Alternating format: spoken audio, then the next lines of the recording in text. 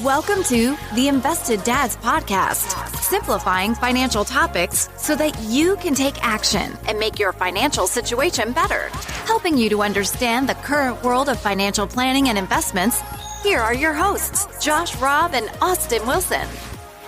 All right. Hey, welcome back to the Invested Dads Podcast, a podcast where we take you on a journey to better your financial future. Today, Josh, we're going to be talking about the big question that everyone is talking about. I mean, it's buzzing like bees. Yes. Is another bear market coming? Okay.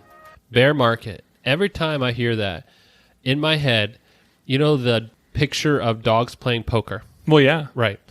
Bear market always, you got the traders on the floor with their little headphones and their papers, and I picture bears running around doing that. So a bear market, that's what's in my head. Not like a bear market. Not like a market of bear meat. Sell. Yeah, market of bear meat might scare off our PETA listeners. That's true. But That's true. We don't typically cater to those three people anyway. So anyway, no, I've not really considered talking about it like bears running the market. In fact, nowadays you can do everything, electronically, so those pits don't really get as much mojo as they used to. But anyway, that's not exactly what we're talking about today.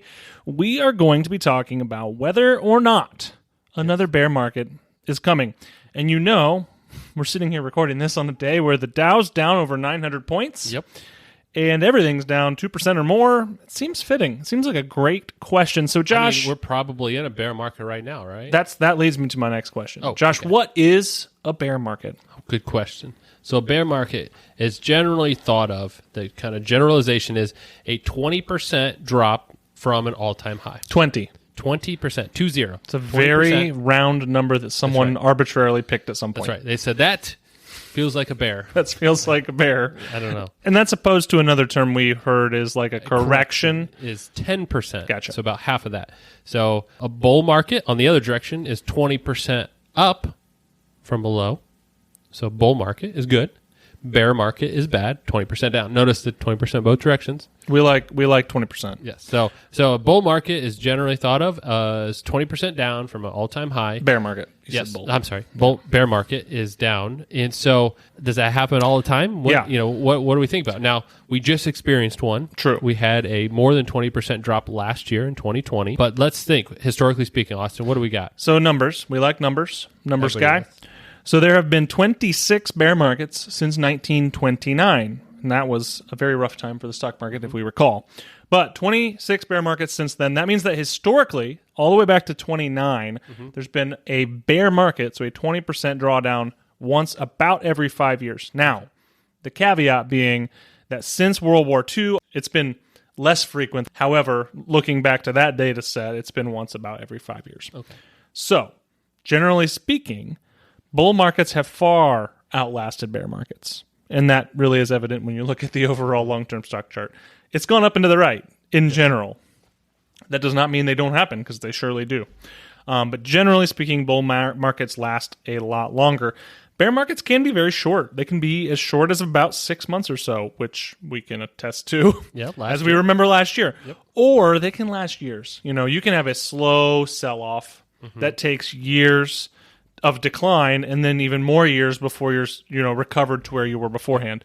This is not the case recently. This last specific COVID-19 sell-off and recovery has been very, very fast. But prior ones, I'm thinking global financial crisis specifically. That's 2008. Yeah, 2008, 2009. That was a very long sell-off, 6 months, a year, and then years before we recovered to all-time highs from there. So, And so, just as a reference point, so the market, let's take 2008, 2009, the global financial crisis. The market dropped a total drop of, I think it was down like 53%. Yep. That happened over a 6+ month time period. And then it was another 3-ish years before the market recovered. Correct. So we're in a bear market that whole time because we've yet to have that 20% growth to get to that bull market? Is that right? Well, the bull market timing, when you're technically in a bull market, you have to retroactively say when the bull market started. Yeah, we don't know. You don't know until you've actually eclipsed those highs. So when you get to the highs, you look back and you say, okay, the bottom was when the bull market started. Yep. However, it's really a hard thing to do. Yeah. So anyway, you never know when you're in it you know after it's over. Technically, because you It's can't like a put the highs recession. and lows and back to the highs. It's like a recession, which, side note, doesn't relate to a bear market here, but there certainly was one during this time. But the National Bureau of Economic Relations, the NBER, who is officially the one who calls whether we're in a recession or not. Do they use a landline to call them? Or is Physically, that it's a physical line. And you can't answer on a wireless phone. You have to answer on a corded phone. But they announced today, so we're recording this on the 19th of July. Yes. They announced today that they called a recession starting in February of 2020 due to COVID. Yes. Okay? They announced today that the recession ended. So they announced in July of 2021 that the recession ended in April of 2020. Okay. And it was 2 months. Historically speaking, backwards. And it felt like we were in a lot worse there. Exactly. Through the rest of it. Okay. So anyway, this is these really are all just historically speaking. in bear markets, bull markets, it's really, like you said, a historical reference point. While you're going through them, you don't really know at any point in time where you're at because, again, we're on our way down. Could it stop here? Could it keep going? We don't know. Exactly. So we could be in a start of a 20% down, which will turn into a bear market. Yep. We don't know. Or it could turn around and hit all-time highs again and reset that whole thing. Because you're always counting it off of peaks and troughs. Peaks and troughs. So, like, we were just last week at all-time highs. And then, so any bear market number would be off of those all-time highs. Yep. And then once things bottom, any bull market is measured off of the not all-time lows, but the period lows right there. So, yeah, that's kind of exactly where we're at there. So, yeah, the last two bear markets we've had have been very different.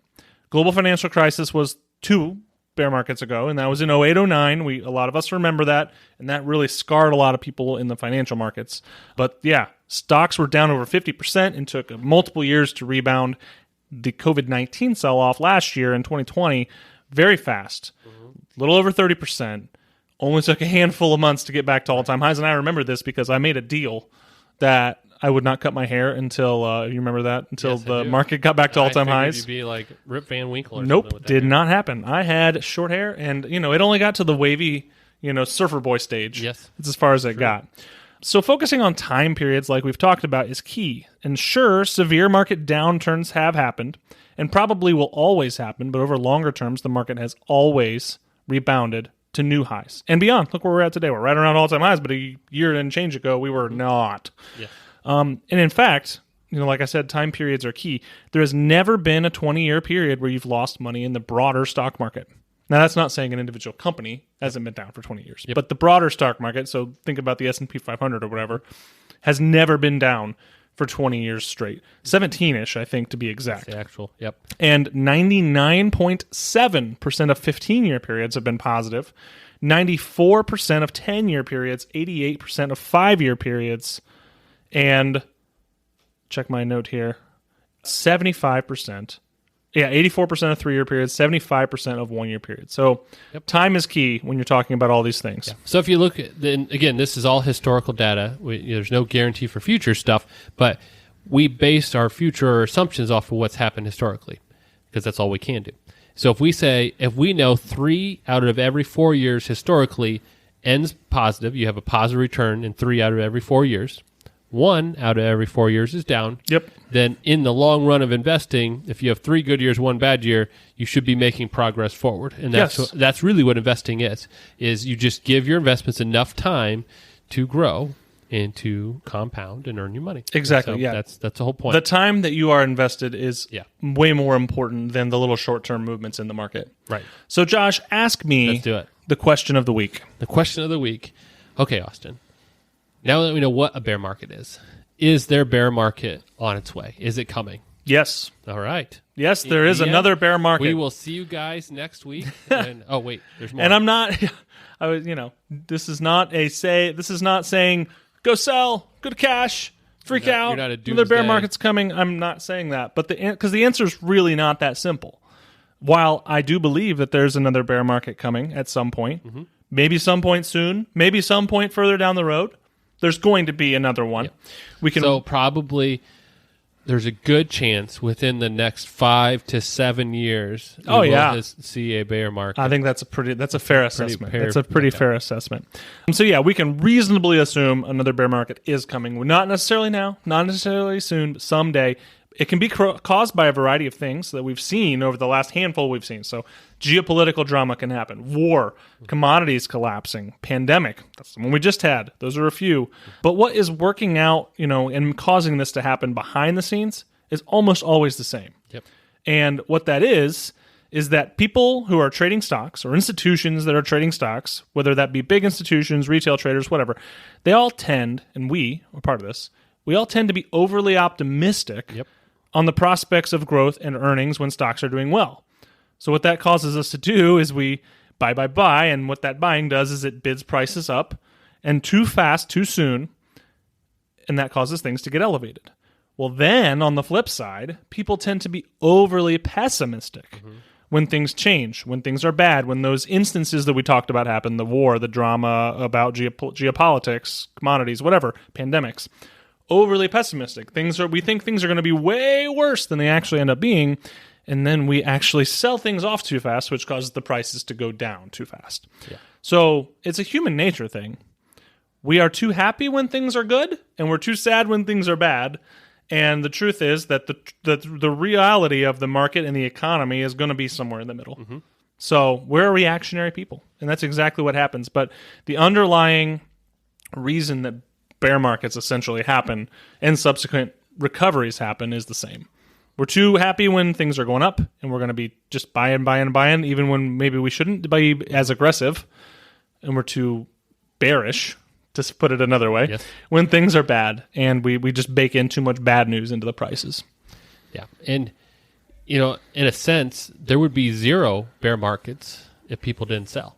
Oh yeah, because on the exchange where you buy and sell stocks, the price is based on what people are willing to exchange them for, right? Mm-hmm. So if no one's willing to exchange them, the price really won't move because there's no recent thing to move it from the last bid. Yeah. So that's really, like you said, it's the reactionary to what's going on is people's reaction to it, right? Which brings the word volatility. Ooh, into I love this that whole word. thing, right?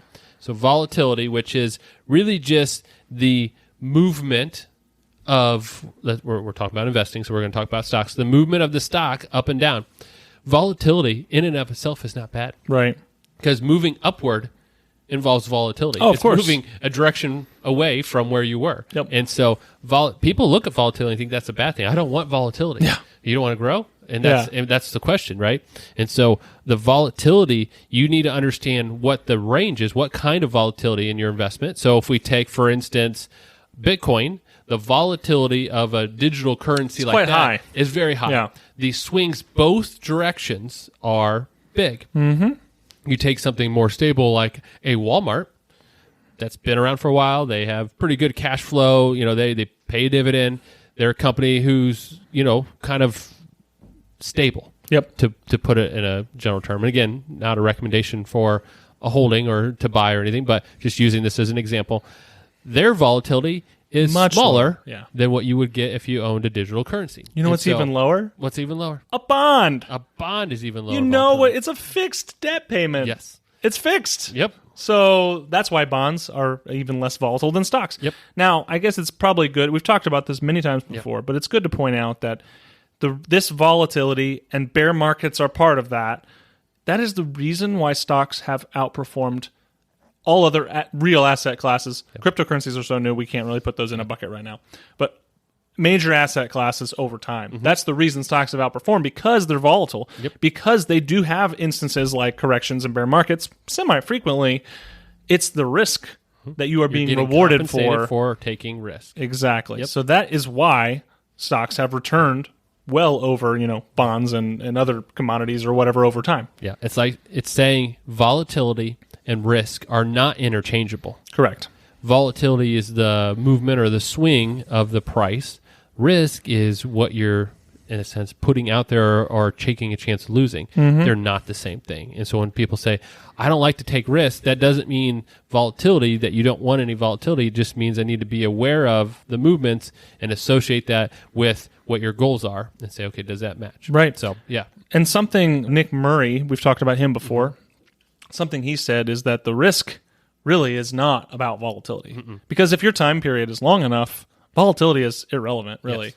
It is the fact that if you want to be able to do what you want to do with your money and you have a certain return built in there to get there, stocks are the only way to get you that return. Yes. So the risk is not that you lose your money. The risk is that you don't have enough stocks that you're not going to grow your money to meet your goals. Yeah.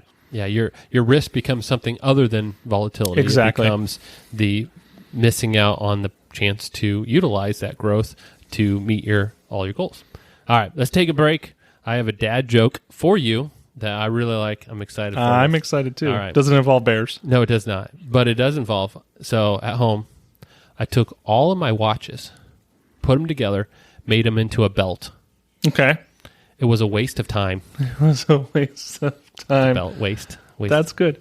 Do you? I wonder. Yeah. I don't have enough watches really to do that. You wear your nice little Samsung watch, so like that's not going to get very far around your waist. I don't own a lot of watches. I have a decent sized waist, so it's not going to work. A waste of time. That's a good one, Josh. So let's boil it down to some really practical things here. Yes. And I have a feeling I already know what you're going to say because you're a predictable I have creature. a good answer for everything. Josh, what should we do in a bear market? It depends. Yes, I knew you would say that. And really, again, it comes back to just because you're in a bear market doesn't mean you need to make adjustments to your strategy. Yeah. Hopefully, you've already taken into fact the risk or volatility that you're going to experience in your strategy, your asset allocation, that a bear market is within your tolerance to say, you know what? No one likes to see that movement downward. No one's happy that it's moving down. But you say, I'm comfortable with it. I know what my goals are, and I'm comfortable with where I'm at. Now, depending on your age, the ability to tolerate that risk may vary. Absolutely. If you're young and you're adding money in, and this is key. So bear markets, downturns, for anybody adding money in is actually a good thing. Good thing. All right? Because you're now buying the same thing at a lower price. Yeah. And an exaggerated lower price. Yes. So like these prices get lower than they should. Yeah. So if it's a $10 stock and you see a 20% drop, 20% off of that is $2, so you're at $8. Yep. So now I'm buying the same company that was worth $10 per share for $8, and realistically, if I'm buying into, I think they're going to be around, so they're probably going to at least get back to $10, and so I'm buying them on sale, knowing that they're going to grow back to that, hopefully more. Yeah. But that's really what this is about.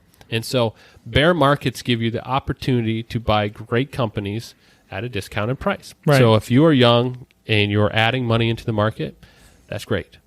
Dollar cost averaging is something we talk about. That's where you add money in periodically through a set time frame. 401ks, great example of that. They take money out of your paycheck every time you get paid, goes right in there if you're having your contribution. You're averaging in. You're buying no matter what's going on. Yep. Doing so gives you a better long-term return than if you try to pick and choose when that was going to happen. No one's good at that. So young people, bear markets actually are a good thing for you when you're adding money in. If you're older, retirees, that's a little bit more stressful because you're probably withdrawing from the portfolio. Oh, yeah. And so there's things you can do about that. But even then, hopefully you've set up a plan that you've tested for what if, because the what if isn't there. It's when, right? We just talked about that. It's going to happen. On average, you're going to get it every 5-ish years. So I'm hopefully going to have more than a 5-year retirement. When the market goes down, how does that impact my long-term success? Hopefully you've already worked through that. Now, there's some things you can do. There's one that we like to do with clients. We just call it a bear market fund. So when a bear market shows up, you have a portion of your investments in a more conservative bucket that doesn't have that volatility, doesn't have that drop of 20%, where you can turn and start withdrawing from there. Mm-hmm. So you're not taking money out from that thing that's down 20+%. That's the key right there. Yeah. Don't sell things take money out in the bottom. Yes. But, and again, coming back to it, if you're doing these long-term projections for retirement planning, you factored in those ups and downs that if you have to take it out, you already planned it in. But what we see in real life is, one, it's nice to have something that's not down to draw from. Two, a lot of people will make adjustments. Yeah. Last year, and again, COVID's a bad example because you weren't really allowed to do much traveling. Right. Things weren't open. But we do see when there's a downturn, 08, 09, you maybe cut back on your travel. You don't do as much vacation. You make some adjustments to your living expense so you don't spend as much. Some people even choose to go back to work to offset some of those withdrawals with some income. And then your spending order matters. There's kind of this, first, you take, when markets are positive, you take from your stock growth. That's the piece that you first draw from. If markets aren't positive, then you go to your next positive piece, which is usually bonds, draw from there. If you don't have any growth out of those or positive returns, you then go to your cash, take out of whatever cash you have. Yep. If you still need withdrawals, you swing back around and start taking out in the reverse order the things that are down less, which would be bonds again, and then you end up back at stocks Last at the very resort. end. Yeah. If you have to, going through all those, you'll draw from your stocks, which are down the most. So there's a spending order and a distribution concept that you says, okay, where do I pull money from? And this is an example, especially for those who are, more in the retiree side of the spectrum of investing. Of this is why you keep your asset allocation in line with what you would expect and rebalance frequently, because that prepares you for things like a bear market in the equity market, because you're prepared for we have those other options that you can draw from if needed. So that's why rebalancing is very important, especially as you get a little further down the road. Yep. And again, if you have your goals in place and you have your strategies there to match your goals, these things should have already been kind of thought out and planned for. Because again, maybe when it happens might be a surprise. Last year, I don't think anybody went into 2020 thinking we were going to have a bear market. Things look pretty positive economically. Something triggered that bear market.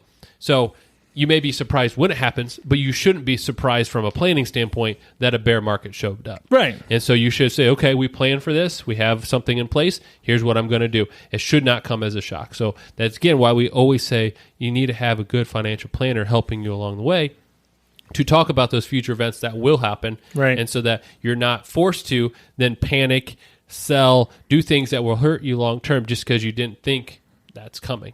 Selling when you don't have to sell because you're scared is one of the worst decisions you can make. Yes. Because you're going to do more damage than the years that you put together doing the right thing. Yes. You can undo it really quickly in a bad decision. Yes, definitely. So I guess, summarizing what you've said, for those younger people in their saving career, bear markets are a good thing because they're allowing you to get a discount on great companies, okay? So if you have the opportunity and a tough equity market time comes, invest more, actually. That might be a great opportunity for you to do. Open up a Roth, do things like that. But as you get further up the age spectrum towards retirement, your risk tolerance has likely, maybe not for everyone, but has likely come down a little bit. So be sure that you're adjusting your asset allocations and you have options for when those times comes so you don't have to sell your equities when they're down. Yeah. And it's not even maybe your risk tolerance went down. In fact, I see a lot of people as they spend more time investing, their risk tolerance goes up, but their goals don't require that full risk allocation. Right. So, if I'm heading into retirement, I may be comfortable 100% stocks because I just spent the last 30 years accumulating that way. Mm-hmm. So I've learned the ups and downs. But I may say, heading into retirement, I may need a couple years worth in a more conservative bucket. I'm going to put that there, and it may move my allocation down, and I may be taking less risk, not because I can't tolerate it, but my goals are matching up to that. Yeah, which is great. Well, you don't need to take more risk, right? Yeah. So just, again, when it comes to planning, if things were to go bad, how would I respond? Yeah. What would my emotional response be to this? Because emotions in investing, you can't remove them. When it involves your money, you're going to be emotionally attached to it. You worked hard for that money. You're emotionally attached to that. Mm-hmm. So understand that you have to factor in your emotions. What will I do if tomorrow I have $10,000 in my account and I wake up and now it's $5,000? How will I react to that? Right. It's my emotional risk tolerance at the point where I'll say, oh man, that's not great, but I'm going to stick with my plan. If that's not the answer, then let's reevaluate where your risk tolerance is and where your asset allocation is to say, okay, maybe we should only make sure it goes down from 10 to 7. And then you're like, yeah, that's okay. I'll feel better about that. Find that happy spot because you're better off missing out on a little bit of gains and not making that bad decision. Right. That's huge. All right, everyone. 2 things. Number 1, it is still not too late to enter our second half stock draft competition. In fact, you could enter all the way through December 30th. That's right. Whatever. And you start with the same amount as everybody else. So if you look at the rankings, that actually could be to your benefit right now because get a bonus. A lot of people have lost money, ourselves included, in the first handful of weeks that this has been going on. So check out our website for details on how to do that, but it is not too late, so do not forget. And number 2, as always, check out our free gift to you, a brief list of 8 principles of timeless investing. These are overarching investment themes meant to keep you on track to meet your long-term goals. We talk about volatility. We talk about time in the market. We talk about all of those important things, so check that out. It's free on our website. Josh, how can people help us grow this podcast? Yeah, make sure you subscribe. That way, every Thursday, you'll get our most recent podcast sent right to whatever you use as your listening device. Leave us a review on Apple Podcasts if that's what you use. And if you know anybody who was talking about bear markets, asking about bear markets, or just concerned about the market in general, share this podcast with them. And if you have any questions, thoughts, or are having trouble getting in our stock draft, shoot us an email at hello@theinvesteddads.com. All right, well, until next Thursday, have a great week. All right, talk to you later. Bye. Thank you for listening to the Invested Dads podcast. This episode has ended, but your journey towards a better financial future doesn't have to. Head over to theinvesteddads.com to access all the links and resources mentioned in today's show. If you enjoyed this episode and we had a positive impact on your life, leave us a review, click subscribe, and don't miss the next episode. Josh Robb and Austin Wilson work for Hicks & Zerker Capital Management. All opinions expressed by Josh, Austin, or any podcast guests are solely their own opinions and do not reflect the opinions of Hicks & Zerker Capital Management. This podcast is for informational purposes only and should not be relied upon for investment decisions. Clients of Hicks & Zerker Capital Management may maintain positions in the securities discussed in this podcast. There is no guarantee that the statements, opinions, or forecasts provided herein will prove to be correct. Past performance may not be indicative of future results. Indices are not available for direct investment. Any investor who attempts to mimic the performance of an index would incur fees and expenses which would reduce returns. Securities investing involves risk, including the potential for loss of principal. There is no assurance that any investment plan or strategy will be successful.